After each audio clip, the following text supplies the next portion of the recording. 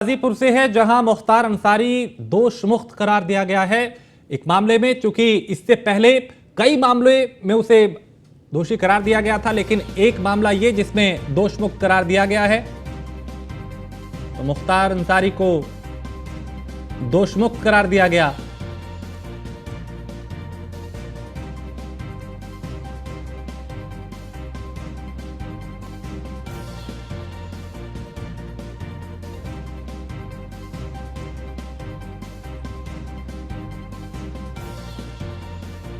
तो MP MLA court से मुख्तार को यहां राहत मिली है, उसे दोषमुक्त करार दिया है।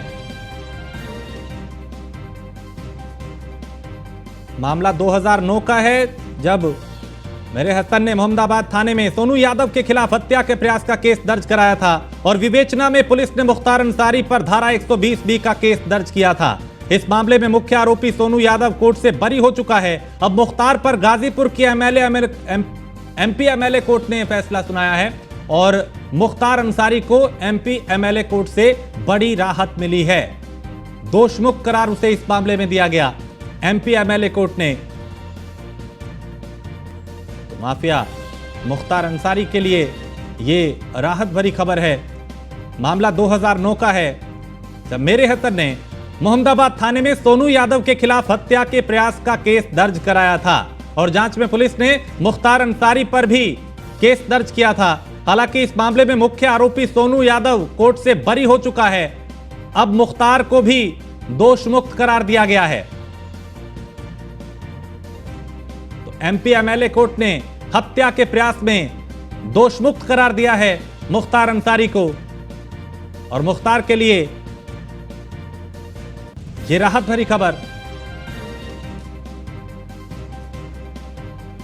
और आसिफ हमारे संवाददाता इस खबर पे ज्यादा जानकारी के साथ। आसिफ, मुख्तार को एमपी एमएलए कोर्ट से राहत मिली है, इस मामले में दोषमुक्त करार दिया गया। बिल्कुल सर, आज बड़ी हासिल हुई है। मुख्तार अंसारी को गाजीपुर एमपी एमएलए कोर्ट में आज करार दोषमुक्त करार कर दिया गया है। जो गाजीपुर मुख्तार अंसारी राहत भरी खबर। 2009 में मोहम्मदाबाद मुख्तार अंसारी दर्ज हुआ था मुकदमा 2003 में, जो 2020 के तहत मुख्तार अंसारी पर मुकदमा दर्ज हुआ था। आज उनको दोषमुक्त कराया गया। शुक्रिया जानकारी के लिए। तो एमपी एमएलए कोर्ट ने हत्या के प्रयास में दोषमुक्त करार दिया है। और गाजीपुर से खबर, जहां मुख्तार अंसारी को इस मामले में दोषमुक्त करार दिया गया है। एमपी एमएलए कोर्ट ने हत्या के प्रयास में मुख्तार को राहत दी है।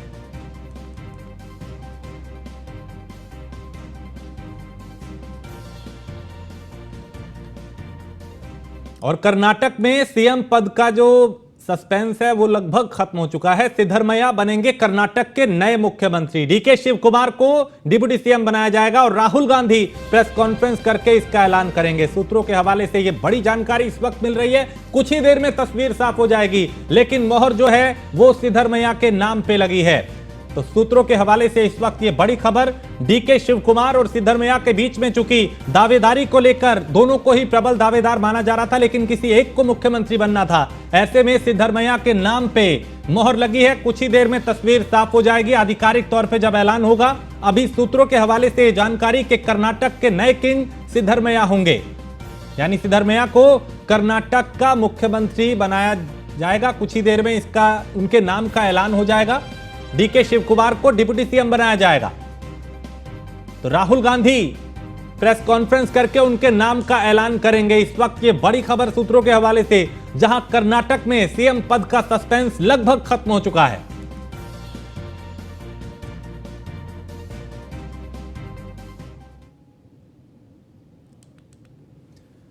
और प्रयागराज में माफिया अतीक अहमद के नाम पे जमीन हड़पने और रंगदारी मांगने का एक और मामला सामने आया है। अतीक अहमद गैंग से जुड़े हुए 2 सगे भाइयों के खिलाफ एफआईआर दर्ज हुई है।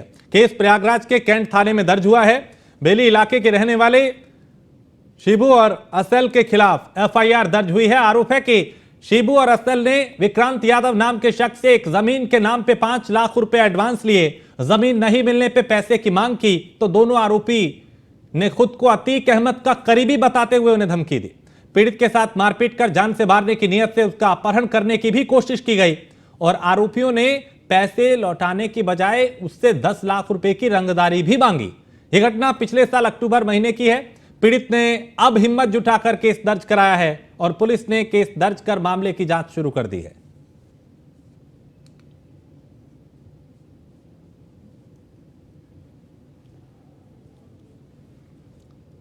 और हाथरस में सरकारी जमीन पर कब्जा करने का विरोध करने पर दबंगों ने प्रधान के भाई की जमकर पिटाई कर दी। गांव में हुई मारपीट का वीडियो भी वायरल हो रहा है। फिलहाल मारपीट में घायल प्रधान के भाई ने 14 लोगों के खिलाफ जानलेवा हमले की रिपोर्ट थाने में दर्ज कराई है।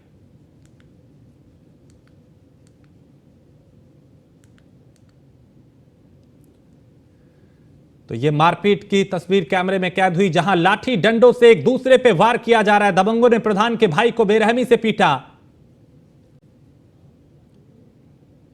और मणिपुर कांग्रेस के नेता ओक्राम इबोबी सिंह ने पार्टी नेताओं के साथ वो दिल्ली पहुंचे हैं और कांग्रेस के नेता ओक्राम इबोबी सिंह ने मल्लिकार्जुन खड़गे से मुलाकात की है।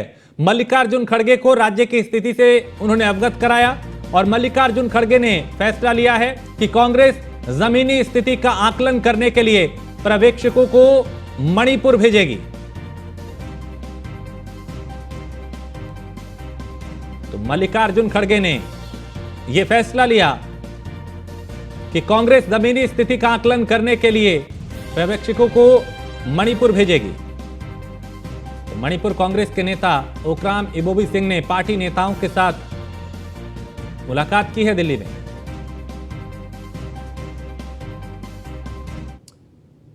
खबर नोएडा से है, जहां अवैध ड्रग पकड़ी गई है और इंटरनेशनल ड्रग गैंग का खुलासा हुआ है। 300 करोड़ की ड्रग्स का खुलासा हुआ है। इस वक्त ये बड़ी खबर है, क्योंकि यूपी पुलिस लगातार एक्टिव है और खासकर नोएडा पुलिस की अगर बात करें तो पिछले कई दिनों में कई नशे के सौदागरों को पकड़ा गया। अवैध नशे पे लगाम लगाने के लिए पुलिस प्रशासन पूरी तरह से एक्टिव और इंटरनेशनल गैंग जो ड्रग्स गैंग है उसका खुलासा हुआ है। तो 9 नाइजीरिया मूल के नागरिक गिरफ्तार हुए हैं और नोएडा में अवैध ड्रग पकड़ी गई है। तो इंटरनेशनल ड्रग्स गैंग का खुलासा हुआ है।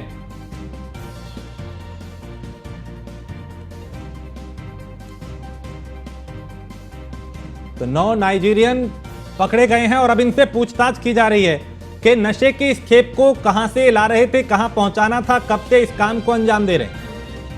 निशांत शर्मा हमारे ब्यूरो चीफ इस खबर पे ज्यादा जानकारी के साथ। निशांत, नोएडा पुलिस लगातार अवैध नशे पे लगाम लगाने के लिए एक्टिव है। आज एक और बड़ा रैकेट का खुलासा हुआ है। देखिए, देखा जाए तो देश में एक बड़ी कार्रवाई देखी जा रही है, जहां नोएडा के अंदर ये कार्रवाई की गई है। और ये जो कार्रवाई है, जिस तरीके से देखा जाए, दिल्ली, मुंबई, पूरे उत्तर प्रदेश में पहली बार ऐसी कार्रवाई देखी गई है, जिसमें स्वाट टीम जो नोएडा की स्पेशल टीम है, उन्होंने 9 विदेशी नागरिकों को यहाँ पे गिरफ्तार किया है। लगभग उनके पास से 300 करोड़ रुपए की ड्रग्स मौके से पकड़ी। और ये बताया जा रहा है कि सूरजपुर थाना क्षेत्र से एक ड्रग्स फैक्ट्री ये चल रही थी और जिसमें ये जो विदेशी नागरिक हैं वो लगातार स्टूडेंटों को और बाहर अन्य लोगों को सप्लाई किया करते थे। जहां पुलिस को इसकी सूचना मिली थी और सूचना के बाद इसमें पूरी तरीके से इसमें छापेमारी की गई और छापेमारी में ये एक बड़ा खुलासा हुआ है। हालांकि इस पूरे खुलासे में कहीं ना कहीं जो पुलिस कमिश्नर है वो लक्ष्मी सिंह जो है, उनके नेतृत्व में ये कार्रवाई की गई है और अब जो है इसका 2 बजे प्रेस कॉन्फ्रेंस का पूरा खुलासा करेंगे। बहुत शुक्रिया निशान जानकारी के लिए। तो 9 नाइजीरियन मूल के नागरिक गिरफ्तार हुए हैं और अवैध नशे पे लगाम लगाने के लिए पुलिस प्रशासन पूरी तरह से एक्टिव है। पिछले कई दिनों में कई नशा तस्करों को गिरफ्तार किया है।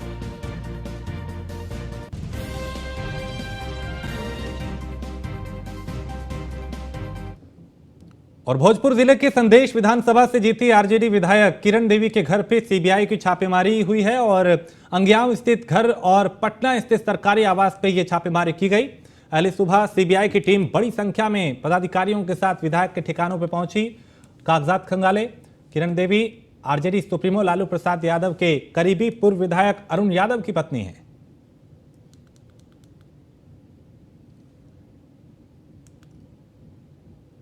अरुण यादव ने कहा कि बीजेपी ने ये रेड करवाई है। तो भोजपुर जिले के संदेश विधानसभा से जीती आरजेडी विधायक किरण देवी के घर पे सीबीआई ने छापेमारी की।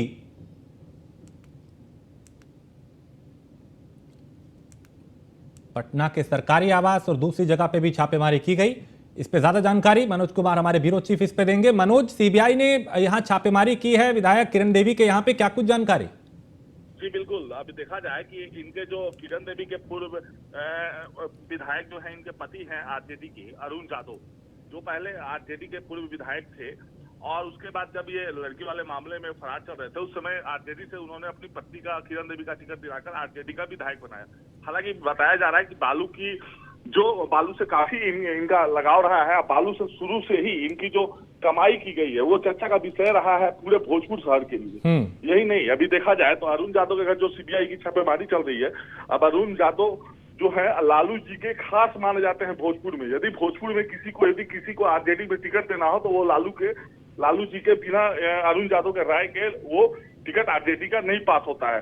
तो इससे ही पता चलता है कि लालू के करीबी जितने लोग हैं उन पे छापेमारी चल रही थी। अभी संदेश विधानसभा के विधायक किरण देवी पे जिस प्रकार अभी चल रहा है छापेमारी, उससे लग रहा है कि आने वाले समय में और भी आरजेडी के विधायकों और एमएलसीओ के घर छापेमारी की जा सकती है। और जहां तक रहा किरण देवी का सवाल, तो देखिए किरण देवी एक सीधा सादी महिला है और इनका जो विधायक जो बनी है, इनके ये आरजेडी के कोटे से ये विधायक बनी है संदेश में। जो इनके पति हैं वो जो शुरू से बालू से जुड़े हुए हैं और जो चर्चा का विषय पूरे बिहार के लिए बना रहता है। तो इसलिए बालू के कमाई को लेकर, काली कमाई कहा जा सकता है कि काली कमाई को लेकर ही इनके घर में सीबीआई की छापेमारी चल रही है। लेकिन मनोज, कहा यह जा रहा है कि बीजेपी की बौखलाहट है, बीजेपी सीबीआई करा रही है, यानी इस छापेमारी में भी सियासत हो रही है। जी देखा जाए, आप देखिए ना, बीजेपी के किसी भी यदि नेता मंत्री के घर छापेमारी होती है तो आरजेडी के लोग वो आरजेडी को आरोपी बताते हैं कि आरजेडी के कहने पर होता है, जबकि सरकार इनकी है, ये महागठबंधन के सरकार में है, तो इसमें विपक्ष में है भाजपा। तो भाजपा का तो कहीं ये बात सामने आ नहीं रहा है, और ये जो इस प्रकार बता रहे हैं कि बौखलाहट में ये बीजेपी वाले लोगों ने करवा दिया छापेमारी। तो यदि बीजेपी का यदि रहता तो ये बहुत पहले ही इन पे छापेमारी की जा सकती थी। जब ये लड़की वाले मामले में फरार चलते थे उस समय भी बालू का इनका कारोबार जोरों पर धड़ल्ले से चल रहा था। तो जाहिर सी चीज है कि उस समय भी छापेमारी कराई जा सकती थी जब बीजेपी सत्ता में थी। जी चलिए, बहुत शुक्रिया मनोज जानकारी के लिए। खबर नोएडा से है, जहां पश्चिमी यूपी को लेकर बीजेपी की बड़ी बैठक है और प्रदेश अध्यक्ष भूपेंद्र चौधरी बैठक में शामिल होंगे। नोएडा समेत पश्चिमी यूपी में हारी हुई सीटों पर मंथन किया जाएगा, समीक्षा की जाएगी, रणनीति बनाई जाएगी कि आखिर चूक कहां पे हुई, कहां पे लापरवाही हुई और कैसे यहां पे पार्टी की हार हुई है। तो पश्चिमी यूपी को लेकर बीजेपी की यह बड़ी बैठक है और प्रदेश अध्यक्ष भूपेंद्र सिंह चौधरी बैठक में शामिल होंगे और यहां पे हारी हुई सीटों पर समीक्षा की जाएगी। नोएडा समेत पश्चिमी यूपी में हारी हुई सीटों पर मंथन होगा, समीक्षा होगी, रणनीति बनाई जाएगी, टारगेट सेट किए जाएंगे।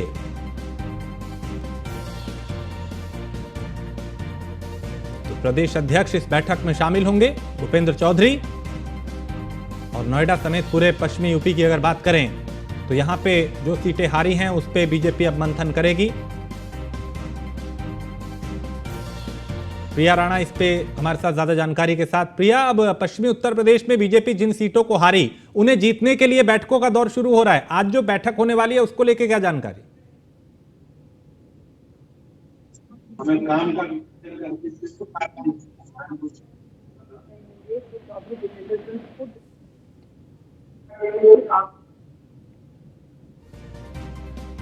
प्रिया, आपकी आवाज अभी मुझ तक ठीक से नहीं पहुंच पा रही, मैं दोबारा आपका रुख करूंगा और विस्तार से समझेंगे कि इस बैठक में कौन कौन दिग्गज पहुंच रहे हैं, किस तरह की रणनीति बनाने की तैयारी है, हारी हुई सीटों को कैसे जीतने के लिए अब जद्दोजहद की जा रही है। तो पश्चिमी यूपी को लेकर बीजेपी की अहम बैठक है और प्रदेश अध्यक्ष भूपेंद्र चौधरी बैठक में शामिल हुए हैं। नोएडा समेत पश्चिमी यूपी में हारी हुई सीटों पर इस बैठक में मंथन किया जाएगा, समीक्षा की जाएगी, रणनीति बनाई जाएगी और टारगेट सेट किए जाएंगे कि कैसे आने वाले चुनाव में पश्चिमी उत्तर प्रदेश में बेहतर प्रदर्शन किया जाए। और अब चूंकि निकाय के बाद लोकसभा चुनाव है और लोकसभा चुनाव में बीजेपी का टारगेट 80 सीटों का है, 80 में से 80 यानी क्लीन स्वीप करने का। और अब जिन सीटों पे हारे उनको ध्यान में रखते हुए कहां पे क्या लापरवाही रही, क्यों यहां पे नाराजगी लोगों की रही, क्यों पार्टी को साथ यहां पे नहीं मिला, उन हारी हुई सीटों को लेकर अब मंथन किया जाएगा, समीक्षा की जा रही है, रणनीति बनाई जा रही है। प्रदेश अध्यक्ष भूपेंद्र चौधरी इस बैठक में मौजूद हैं। बैठक चल रही है और इसमें पूरे पश्चिमी उत्तर प्रदेश को लेकर रणनीति बनाई जाएगी कि कैसे हारी हुई सीटों को इस बार जीता जाए। और राजस्थान के मुख्यमंत्री अशोक गहलोत ने विपक्ष पर निशाना साधते हुए कहा कि हमने वादा निभाते हुए रिटायर्ड कर्मचारियों का भविष्य शेयर मार्केट की अनिश्चितता के हवाले नहीं होने दिया और संवेदना और न्याय के दृष्टिकोण से ओपीएस बहाली के फैसले से आई ये मुस्काने ही हमारी अर्जित पूंजी है। साथ ही अशोक गहलोत ने बिजली कर्मचारियों के स्नेह का सभी ने आभार किया।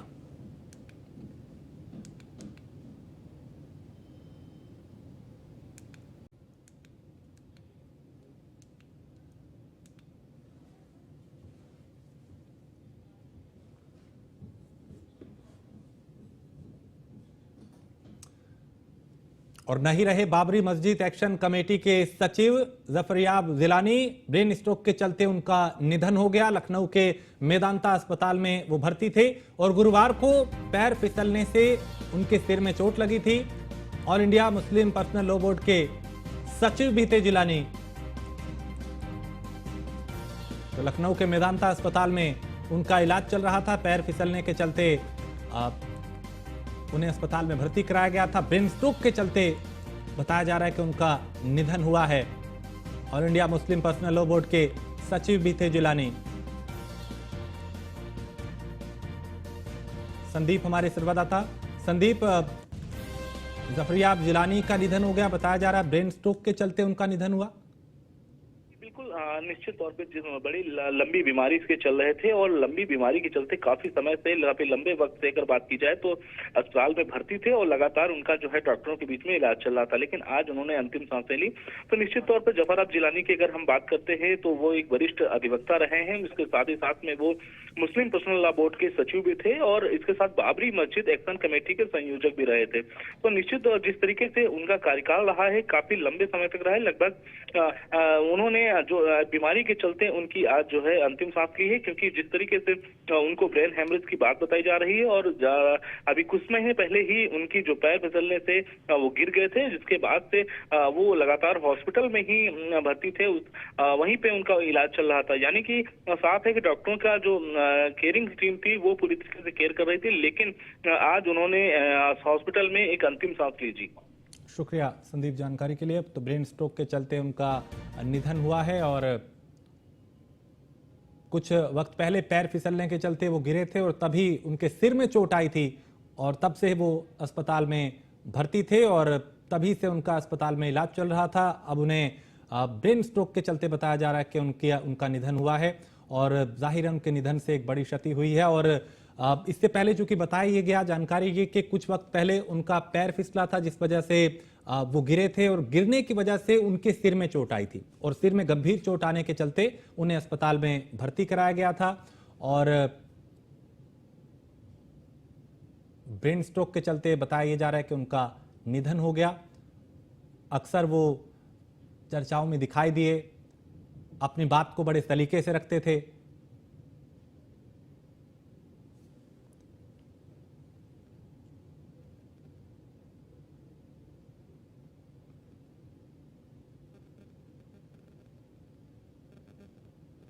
तो नहीं रहे बाबरी मस्जिद एक्शन कमेटी के संयोजक Zafaryab Jilani.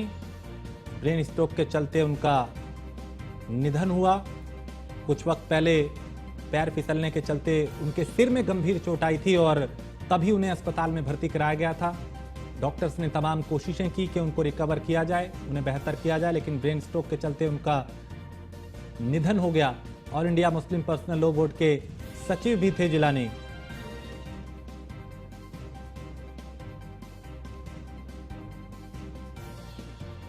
India Muslim personal law board के सेक्रेटरी मोहतरम जनाब जफरयाब जिलानी साहब, जो कि काफ़ी अरसे से बीमार थे, अलील थे, आज लखनऊ में उनका इंतकाल हो गया और उन्होंने एक लंबे अरसे तक बाबरी मस्जिद केस को मुख्तलिफ़ अदालतों में हाई कोर्ट से लेकर के और सुप्रीम कोर्ट तक उसको कंटेस्ट किया और आप बाबरी मस्जिद एक्शन कमेटी के कन्वीनर भी रहे और उसी के साथ साथ बहुत से तालीमी और एजुकेशनल इंस्टीट्यूशंस, खुसूसन इस्लामिया कॉलेज, मुमताज़ कॉलेज के आप सेक्रेटरी भी रहे।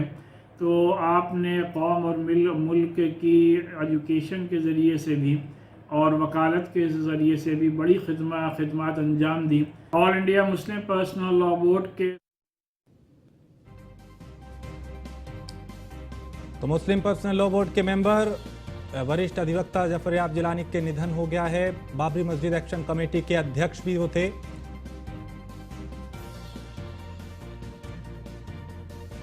लंबे समय से वो बीमार चल रहे थे और पहले भी एक दो बार उनकी तबीयत अचानक बिगड़ गई थी, जिसके बाद उन्हें लखनऊ के मेदांता अस्पताल में भर्ती कराया गया था।